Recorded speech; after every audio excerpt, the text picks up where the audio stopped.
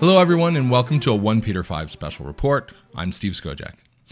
Today, we received word that Cardinal Godfried Danneels of Belgium passed away this morning at the age of 85. Cardinal Danneels was the Archbishop Emeritus of Brussels, Belgium. He was known as being one of the more powerful and progressive prelates in the Catholic Church.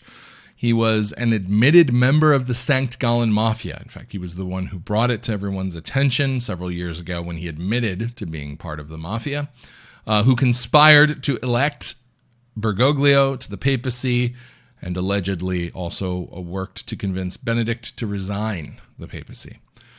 Cardinal Danneels was known for a number of things in Belgium, not least of which was, back in 2015, Ed Penton, reporting on Danneels, said that he had advised the King of Belgium to sign an abortion law in 1990, that he said same-sex marriage was a positive development, and that he refused to forbid pornographic educational materials from being used in Belgian Catholic schools. But the thing that he is most known for is for helping to suppress the testimony of a young man who accused Bishop Vangeleu of Belgium also of sexual abuse of his own nephew. His nephew wanted to accuse him.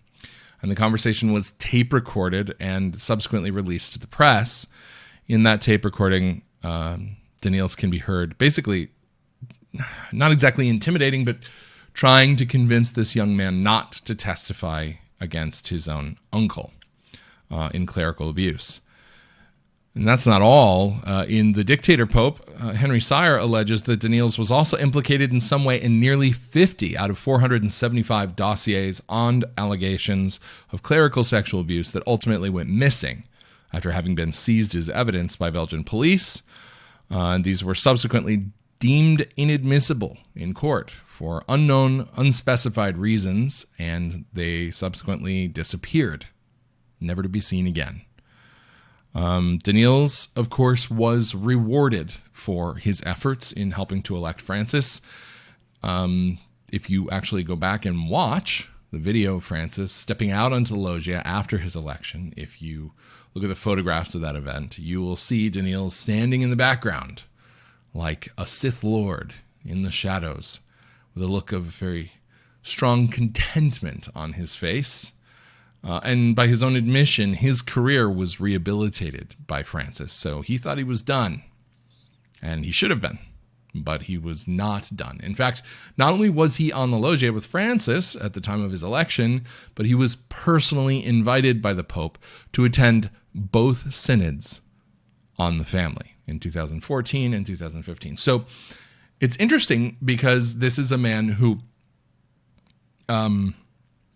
promoted abortion, promoted same-sex marriage, and promoted pornographic educational materials in Catholic schools, who suppressed the testimony of a child clerical abuse victim, and who was implicated in 50 cases of clerical abuse, whether cover-up or direct involvement isn't clear based on the information that we have, but his name was mentioned in those reports. This is a guy who has a lot to say, according to Pope Francis, about marriage and family. You see why I can't do this in an article. There's just really no way to convey the sense of incredulity that I feel. Now, it would be one thing if Francis had distanced himself from this. But instead, what Francis did, let me go ahead and pull this up for you. According to Edward Penton, again, he tweeted today that Pope Francis has already issued telegram in tribute to Cardinal Danneels. He praises him for being a zealous pastor, recalls his dedication as president of the Belgian Bishops' Conference, and lauds his attentiveness to the challenges of today's church. Yes, well, he was very attentive to creating challenges for today's church. Way to go. He also noted his participation in both synods on the family. I haven't seen or had translated the telegram. We are living in bizarro world. We're living in bizarro world. And this is why, I spent earlier part of this week making a video defending the fact that Francis is the Pope, but I know what a crazy errand it is to try to defend anything he does, because he's out of control. He doesn't care about anything, apparently, but the destruction of the very church he runs. It's a kamikaze papacy, The Japanese pilots would take those planes and just fly them to do maximum damage. He's taking the papacy and just smashing it into the church with all the power it has to do maximum damage. No concern whatsoever about the consequences later on for his successors. He's just trying to destroy everything, including his own job. So, this is a pattern for Francis, and that's obviously a huge problem. It's a huge problem that's documented. He has this, what was called the C9, the Cardinal Advisory Panel. It was 9 members from all over the world.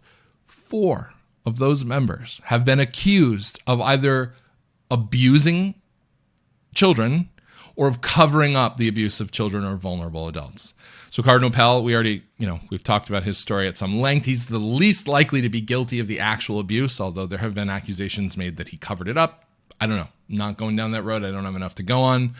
I do know that it looks like he became a scapegoat for the Australian anti-Catholic campaign, but we've covered that in depth, so I won't do it here. You had Cardinal Marx, who admitted negligence in handling abuse cases in his home diocese of Munich.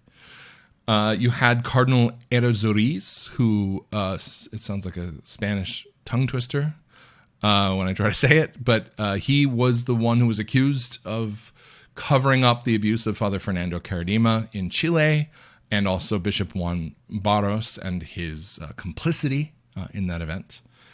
And Barros is another one, by the way, who was friends with Pope Francis, and Francis called the people who accused him stupid for believing in the charges, and he's had to eat all of that and walk it back because he was being crucified in the media, and finally he had to force Barros to resign after years of denying that he'd done anything wrong and accusing his accusers of calumny and all kinds of stuff.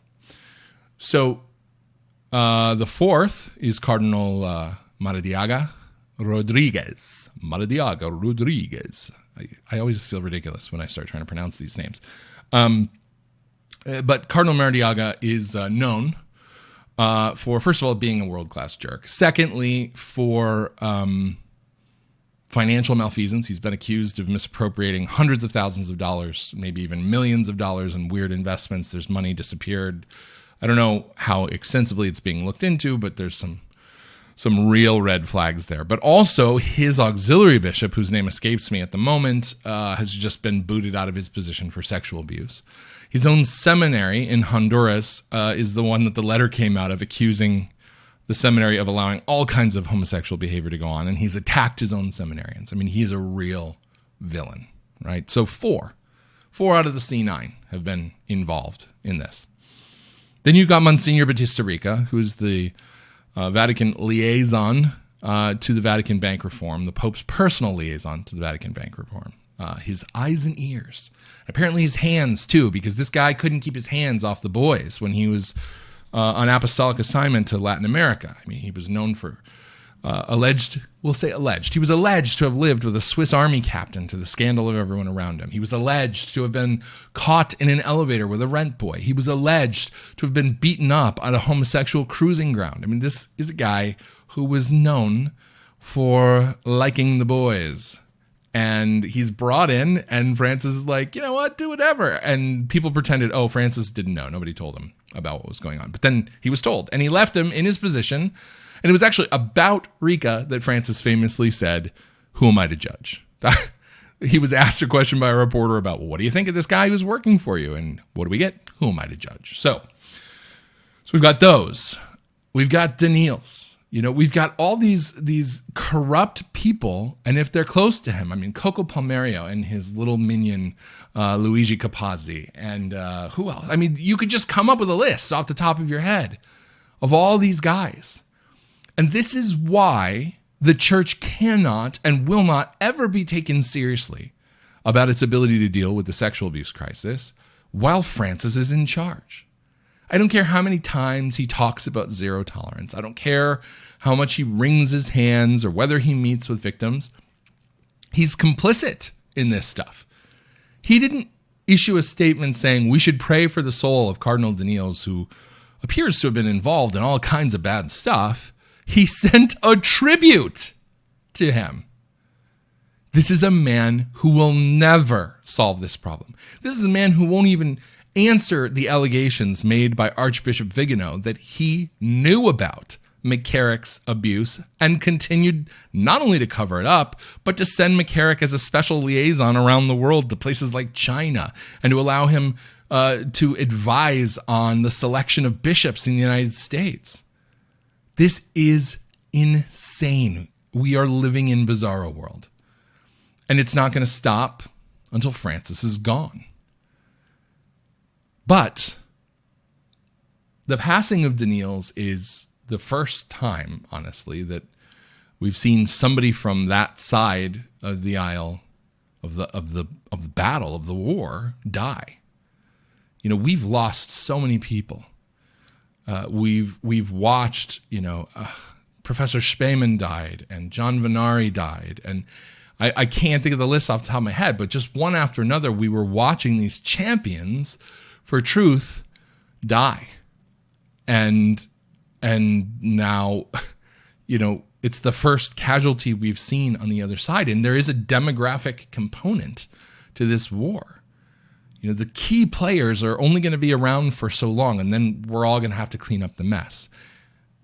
We need to pray for the soul of Cardinal Danneels.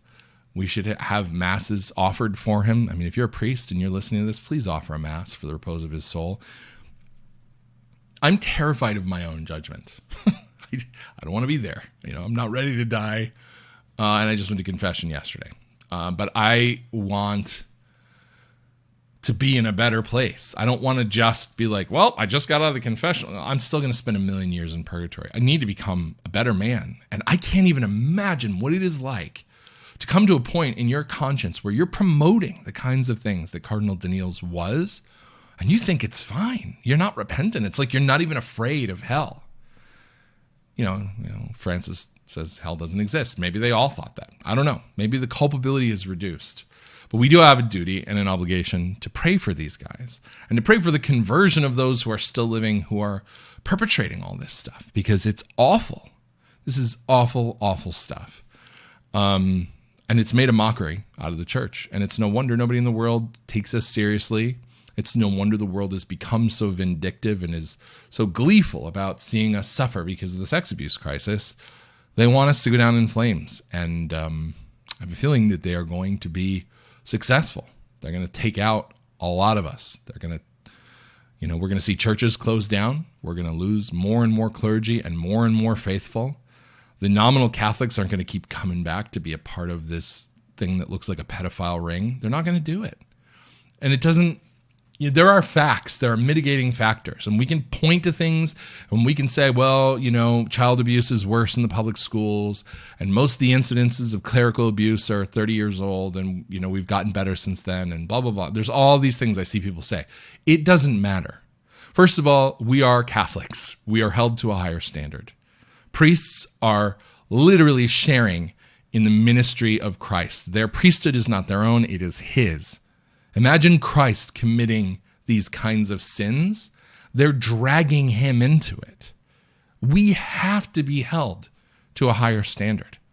We preach sexual morality. We need to honor that. To the extent that it is possible in all of our lives, we need to be honoring it.